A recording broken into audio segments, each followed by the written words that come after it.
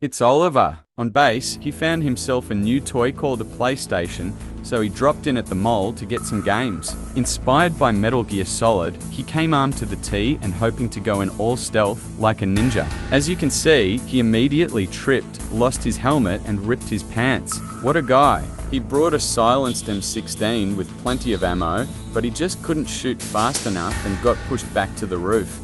He wandered around looking for another way in with the Zeds on his tail, but found that the roof was actually the real master of stealth, and he fell to his death, the first of many. The gods were merciful and endlessly curious about Crash Bandicoot, so they sent him back in. They may or not be Australian. Unfortunately, he still had a bag of Doritos in his pocket that was so noisy it kept drawing more Zeds to the roof.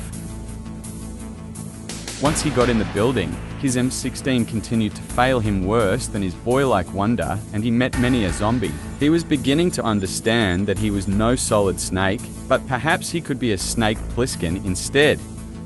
Then his dreams were shattered when he met his ultimate foe. Escalators, temporarily stairs. He had been at it for years. Ridge Racer 4 was out in Japan and the gods wanted results. It was time to send in a specialist. It's Mike. Together they ran through the mall, floor by floor, store by store, shell by shell. The power of friendship and the impressive graphics of Gran Turismo got them to even conquer his old nemesis, the escalator.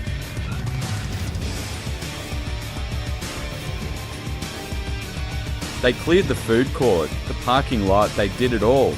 Still, no PlayStation, no games. Did they ever make it to the Kentucky market? Was anyone even playing these games, or were they just a dream?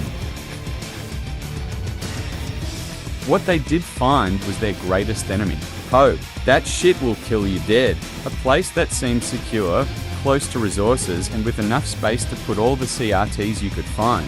A false sense of security is a curse in the apocalypse. That overconfidence is what almost got Olli bit, but the zombie just happened to need his glasses and bit his helmet rather than his face. It was alright, Olli was determined to lose. But we know how this always ends. The men don't win, the world wins. Pride always comes before the fall. And that's exactly what he did. He fell. The true master of stealth was the mole itself. It tricked him with a mirage of glass and snapped his ankle. He fought bravely until the end, but Mike held nothing back and sent him home to the gods of war. Another attempt was not in the cards for them. They had a new mission, a grander mission that would take them to greater heights and further risks. Subscribe for more, and thanks for watching.